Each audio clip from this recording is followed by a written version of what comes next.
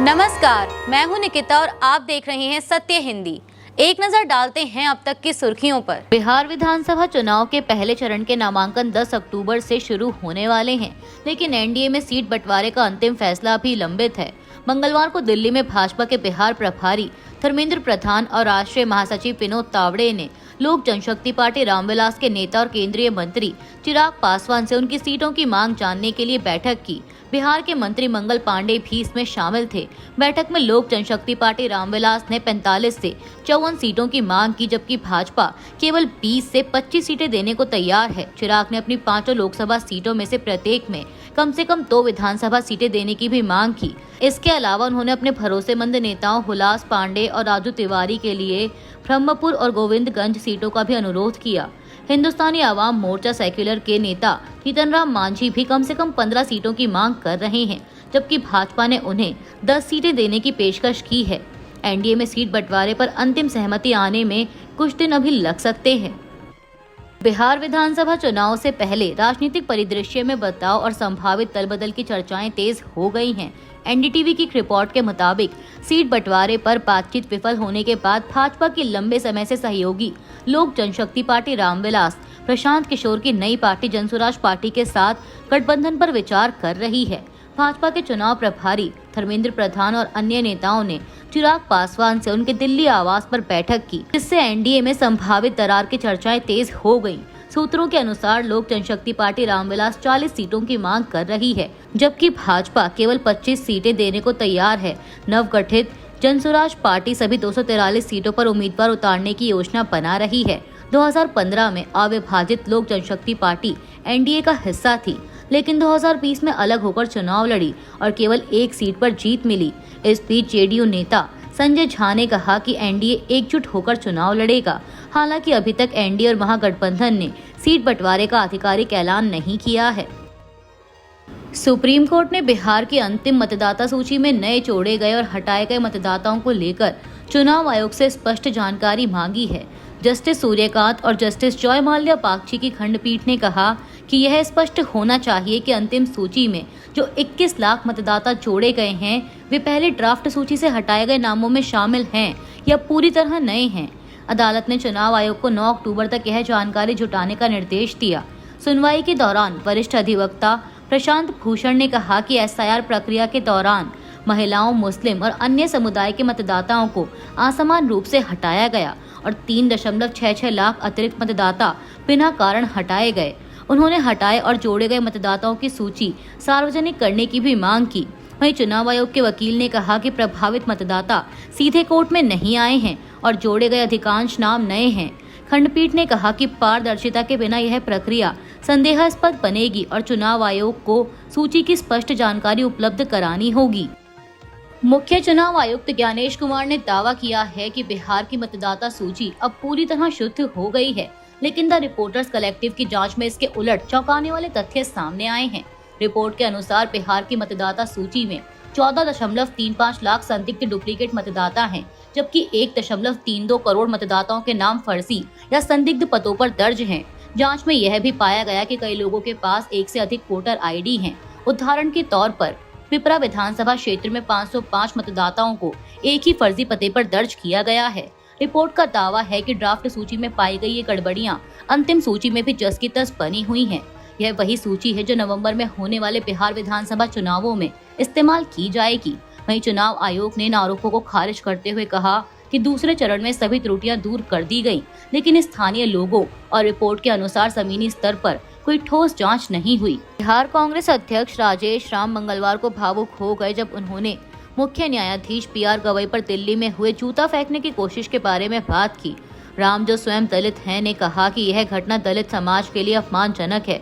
उन्होंने बताया कि न्यायाधीश गवई दलित समुदाय से होने वाले दूसरे सबसे बड़े व्यक्ति और पहले बौद्ध हैं। उन्होंने कहा कि यह सर्वोच्च न्यायालय पर हमला है और लाखों दलितों का अपमान है। समाज में ऊंचाइयों तक पहुंचने से पहले किसी को कितनी त्रासदियां सहनी पड़ती हैं, यह हम जानते हैं। राम ने यह भी कहा कि बाबा साहेब अम्बेडकर द्वारा बनाए गए संविधान की बदौलत ही वे अपने विचार साझा कर पा रहे हैं। वहीं इस हमले को अंजाम देने वाले 71 वर्षीय वकील राकेश किशोर ने कहा है कि उन्हें पछतावा नहीं है। उन्होंने सीजेआई की पिछली टिप्पणियों का हवाला देते हुए इसे उचित ठहराया, लेकिन मुख्य न्यायाधीश ने कोई आरोप नहीं लगाया, इसलिए कानूनी कार्रवाई नहीं हुई। सुप्रीम कोर्ट की सीजेआई पीआर गवई पर सोमवार को हमला करने की कोशिश की घटना के बाद उनकी मां कमलताई गवई ने प्रतिक्रिया देते हुए कहा कि देश का संविधान डॉक्टर बाबा साहेब अम्बेडकर ने जनता के लिए बनाया है और किसी को भी कानून अपने हाथ में लेने या अराजकता फैलाने का अधिकार नहीं है। उन्होंने सभी से अपील की कि अपने मतभेद शांति और संवैधानिक तरीके से सुलझाएं। हरियाणा कैडर के वरिष्ठ आईपीएस अधिकारी वाई पूरन कुमार मंगलवार को चंडीगढ़ स्थित अपने घर में मृत पाए गए। उनके सिर में गोली लगी थी और पुलिस ने इसे आत्महत्या का मामला माना है। रिपोर्टों के मुताबिक उन्होंने बेसमेंट में बैठकर अपनी सर्विस रिवॉल्वर से खुद को गोली मार ली।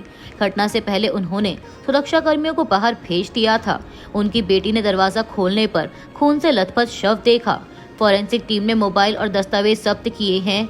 पूरन कुमार 2001 बैच के अधिकारी थे। जातिगत भेदभाव, प्रमोशन में अनियमितताओं और पारदर्शिता जैसे मुद्दों पर मुखर रहते थे। हाल ही में उन्हें पुलिस प्रशिक्षण केंद्र सुनारिया में आईजीपी बनाया गया था, जिससे वे असंतुष्ट बताए जा रहे थे। वे हरियाणा सरकार से कई बार विवादों में रहे और भेदभाव के आरोप लगाए थे। उनकी पत्नी अमनीत पी कुमार वरिष्ठ आईएएस अधिकारी हैं और घटना के समय जापान में थी। पुलिस निजी और पेशेवर दोनों पहलुओं की जाँच कर रही है। प्रधानमंत्री मोदी ने मंगलवार को रूस के राष्ट्रपति व्लादिमीर पुतिन को उनके 73वें जन्मदिन पर फोन कर बधाई दी। पीएमओ के बयान के अनुसार दोनों नेताओं ने भारत और रूस के द्विपक्षीय संबंधों और विशेष रणनीतिक साझेदारी को और मजबूत करने पर चर्चा की। प्रधानमंत्री मोदी ने कहा कि वह दिसंबर में होने वाले 23वें भारत और रूस वार्षिक शिखर सम्मेलन में पुतिन का भारत में स्वागत करने के लिए उत्सुक हैं। उत्तर प्रदेश में बहुजन समाज पार्टी की प्रमुख मायावती 9 अक्टूबर को लखनऊ के तालकटोरा स्टेडियम में मेगा रैली करने जा रही हैं। यह रैली दलित और ओबीसी वोटरों को जोड़ने और पार्टी को पुनर्जीवित करने के प्रयास के तौर पर देखी जा रही है।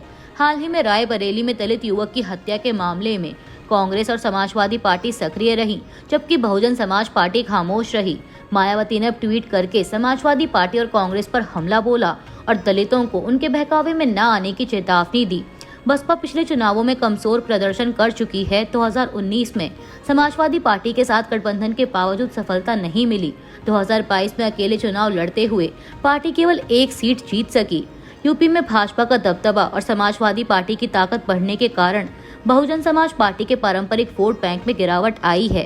राजनीतिक विश्लेषक मानते हैं कि रैली बसपा की नई रणनीति और भविष्य की दिशा तय करेगी, जिसमें गठबंधन या स्वतंत्र लड़ाई के संकेत मिल सकते हैं। रैली के लिए योगी सरकार ने सुरक्षा और अनुमति की पूरी व्यवस्था सुनिश्चित की है।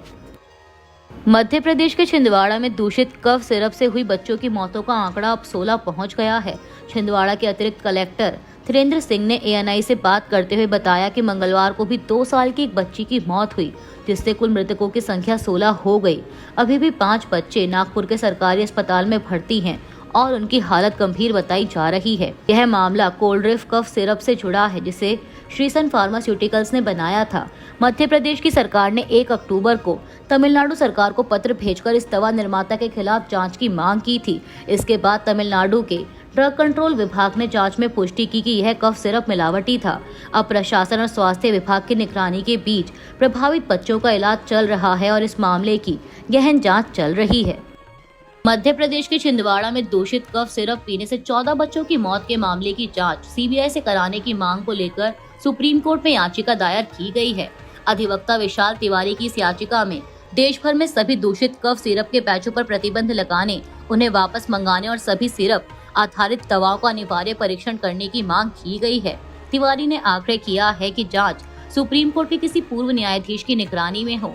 याचिका में कहा गया है कि तमिलनाडु की श्रीसन फार्मा द्वारा बनाए गए कोल्ड्रिफ सिरप में डायएथिलीन ग्लाइकॉल नामक जहरीला रसायन पाया गया, जिससे 14 बच्चों की मौत हुई। इसमें केंद्र और सीडीएससीओ की लापरवाही का आरोप लगाते हुए कहा गया कि गामीबिया और उज्बेकिस्तान जैसी पिछली त्रासदियों के बावजूद कोई ठोस कदम नहीं उठाए गए। याचिकाकर्ता ने राष्ट्रीय औषधि रिकॉल नीति और सभी दवाओं के लिए सुरक्षा परीक्षण अनिवार्य करने की भी मांग की है। पाकिस्तान के सिंध प्रांत के शिकारपुर जिले में जाफर एक्सप्रेस ट्रेन के पटरी से उतरने का हादसा हुआ है। रावलपिंडी से क्वेटा जा रही इस ट्रेन के 5 डिब्बे सुल्तान कोट के पास विस्फोट के कारण पटरी से उतर गए। इस घटना में कम से कम 7 यात्री घायल हुए हैं, जिन्हें नजदीकी अस्पताल में भर्ती कराया गया। शिकारपुर के डिप्टी कमिश्नर शकील अबरू ने बताया कि यह हमला आईईडी के जरिए किया गया। कुछ यात्रियों ने यह भी दावा किया कि विस्फोट के बाद गोलीबारी भी हुई, हालांकि अधिकारियों ने इसकी पुष्टि नहीं की। यह हमला जाफर एक्सप्रेस पर पहले भी हो चुका है। 11 मार्च को बलूचिस्तान में इसी ट्रेन पर हमला हुआ था, जिसमें 400 से अधिक यात्री सवार थे और 21 पैसेंजर और 4 सैनिकों की मौत हुई थी। यह घटना पाकिस्तान में सुरक्षा चिंताओं को बढ़ा रही है। अभी के लिए इतना ही। बाकी की देश दुनिया की बड़ी खबरों के लिए जुड़े रहिए सत्य हिंदी के साथ। Copyright disclaimer under Section 107 of the Copyright Act 1976. Allowance is made for fair use for purposes such as criticism, comment, news reporting, scholarship, and research. Fair use is a use permitted by copyright statute that might otherwise be infringing.